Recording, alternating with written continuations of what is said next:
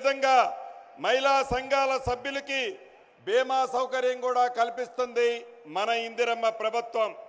ప్రజాపాలన కార్యక్రమంలో 6 గ్యారంటీల్లో ఎన్నికల ముందు ఏవైతే హామీలు ఇచ్చిందో ఆనాటి పిసిసి అధ్యక్షులు ఈనాటి గౌరవ ముఖ్యమంత్రి గారు ఇచ్చిన మాట ప్రకారం మొట్టమొదటిగా మహిళలకి ఉచిత బస్సు సౌకర్యాన్ని కల్పించడం జరిగింది.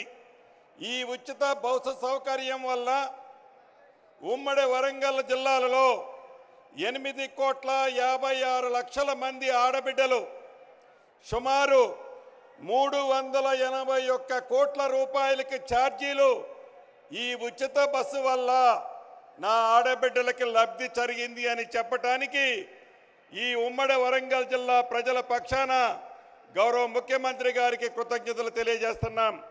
అదే రకంగా మహాలక్ష్మి పథకం ద్వారా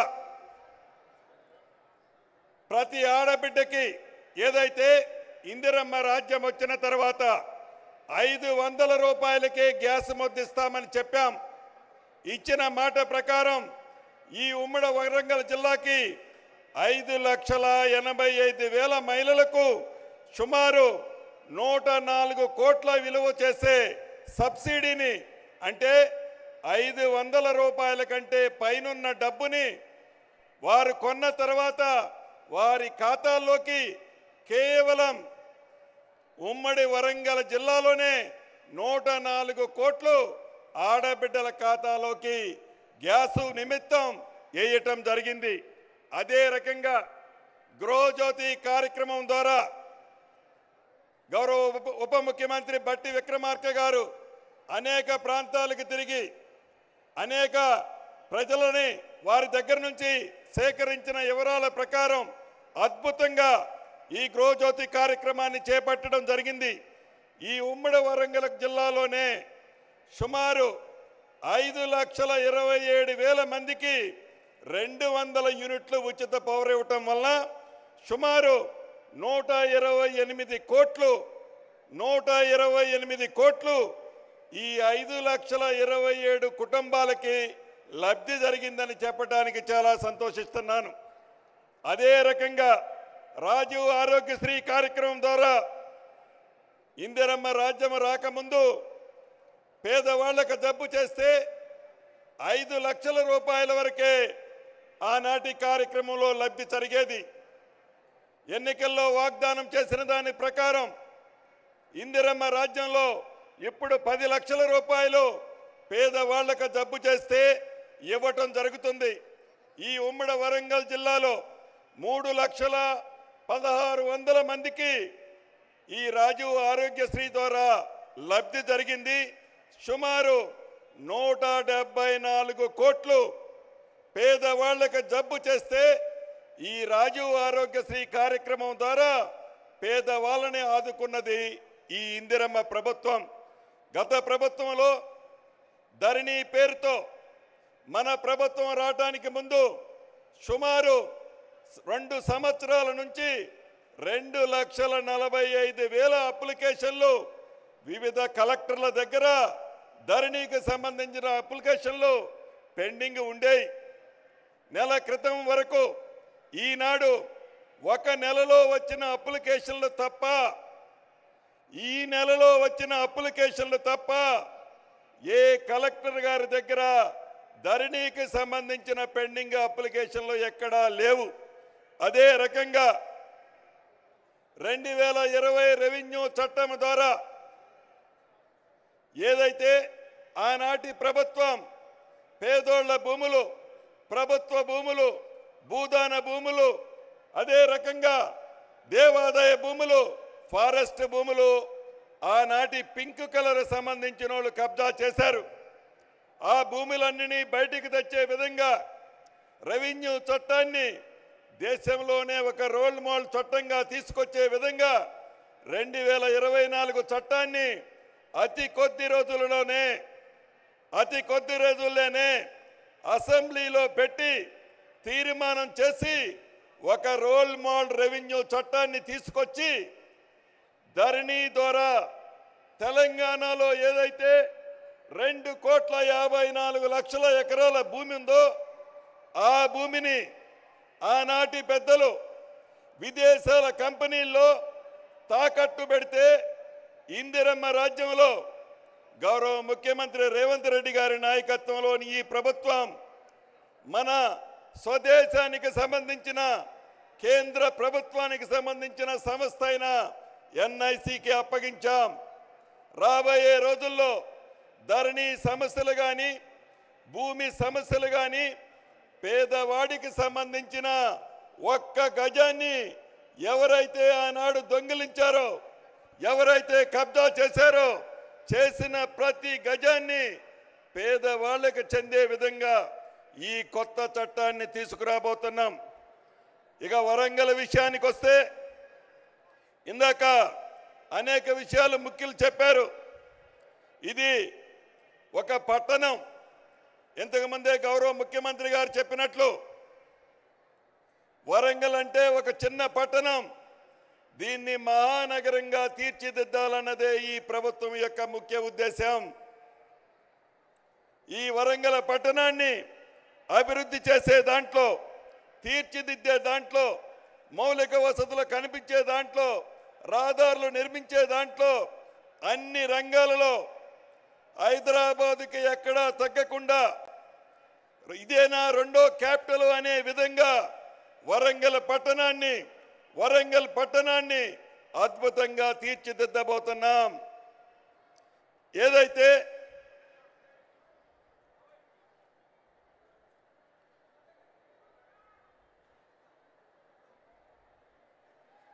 ఆనాటి ప్రభుత్వం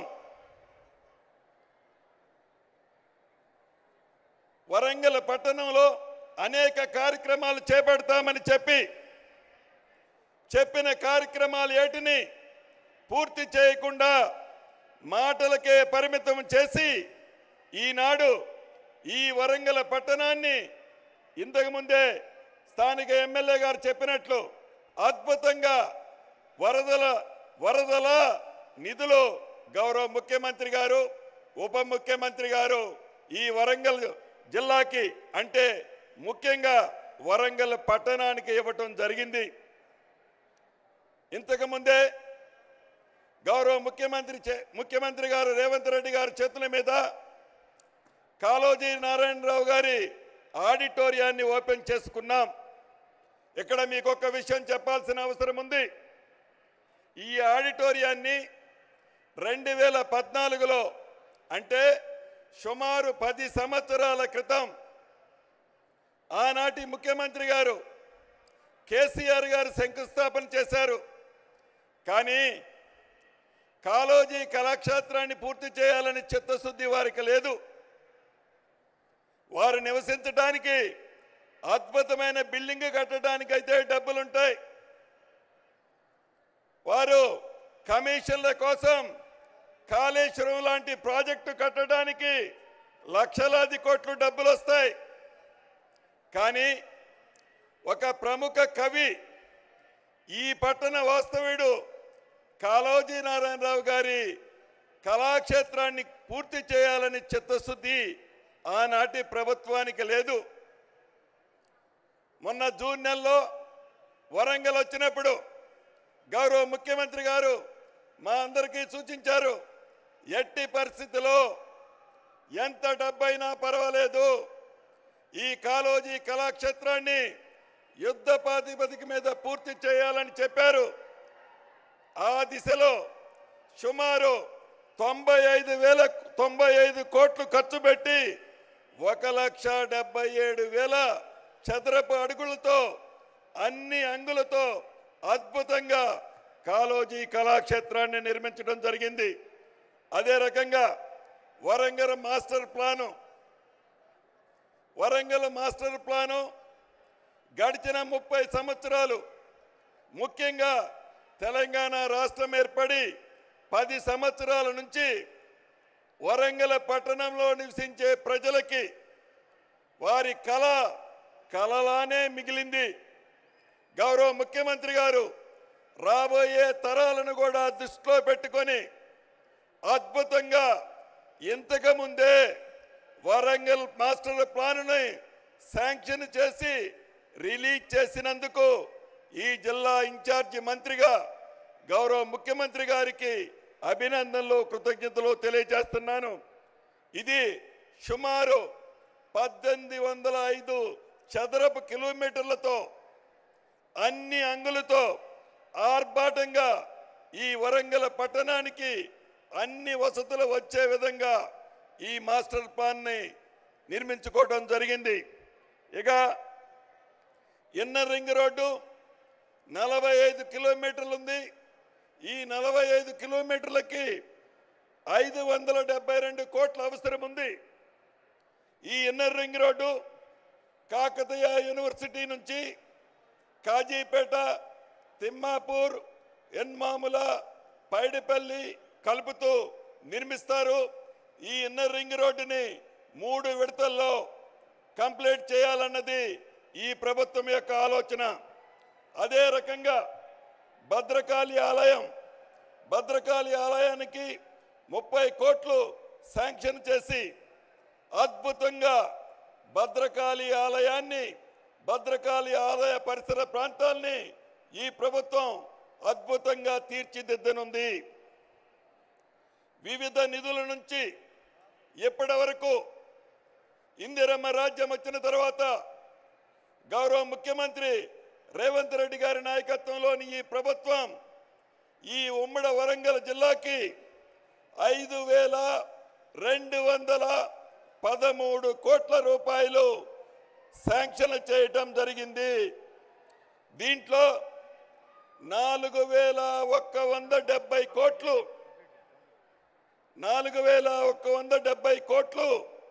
డ్రైనేజ్కి, 205 కోట్లు ఎయిర్పోర్టు ఈ ప్రాంత ప్రజల చిరకాల వాంఛ. ఈ ప్రాంత ప్రజలే కాదు, అటు నిజామాబాద్, అటు కరీంనగర్ ప్రాంత ప్రజలకు కూడా ఈ ఎయిర్పోర్టు చిరకాల వాంఛ. ఈ చిరకాల వాంఛని ఇందిరమ్మ రాజ్యంలో గౌరవ ముఖ్యమంత్రి రేవంత్ రెడ్డి గారి నాయకత్వంలోని ఈ ప్రభుత్వం అతి కొద్ది రోజుల్లోనే ప్రారంభించుకోబోతున్నాం. కాకతీయ మెగా టెక్స్టైల్కి 161 కోట్లు అన్ని వసతులు ఏర్పాటు చేయడానికి కేటాయించడం జరిగింది. అదే రకంగా 157 కోట్లతో కాకతీయ టెక్స్టైల్లో వరద నీరు వస్తుంటే దాన్ని నివారించడానికి దాన్ని కూడా శాంక్షన్ చేసుకోవడం జరిగింది. 74 కోట్ల అంచనాతో అధునాతనమైన ఆర్టీసీ బస్ స్టాండ్ని నిర్మించుకుంటున్నాం. ఇలా అనేకమైన కార్యక్రమాలు చేపడుతున్నాం. సుమారు 230 కోట్లతో అనేక మిగిలిన అభివృద్ధి కార్యక్రమాలని శాంక్షన్ చేసుకోబోతున్నాం.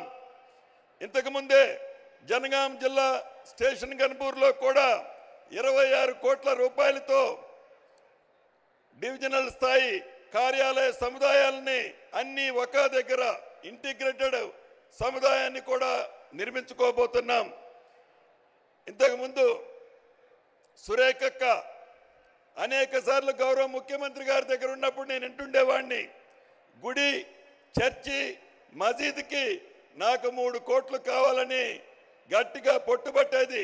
గౌరవ ముఖ్యమంత్రి గారు ఆ 3 కోట్లు కూడా శాంక్షన్ చేసినందుకు కృతజ్ఞతలు చెప్తున్నాను. ఇలా అనేక కార్యక్రమాలు వరంగల్ జిల్లాని హైదరాబాద్ తర్వాత అన్ని రంగాలలో తీర్చిదిద్దే విధంగా అద్భుతంగా హైదరాబాద్తో సమానంగా వరంగల్ జిల్లాని నిర్మించాలన్నదే ఈ ప్రభుత్వం యొక్క ఆలోచనని తెలియచేసుకుంటూ, ఇంత పెద్ద ఎత్తున నిధులు ఇచ్చినందుకు గౌరవ ముఖ్యమంత్రి గారికి వరంగల్ జిల్లా ప్రజల పక్షాన అభినందనలు కృతజ్ఞతలు తెలుపుతూ సెలవు తీసుకుంటున్నానన్న. Thank you very much. ధన్యవాదాలు సార్. ఈ విజయోత్సవాల్లో గౌరవనీయ మంత్రివర్యులందరి శుభాకాంక్షలు ఉంటాయి, ఆ తర్వాత పెద్దల సందేశాలు ఉంటాయి. ఇప్పుడు గౌరవనీయులైన మంత్రివర్యులు కొండా సురేఖ గారి శుభాకాంక్ష. సభకు నమస్కారం. ఈరోజు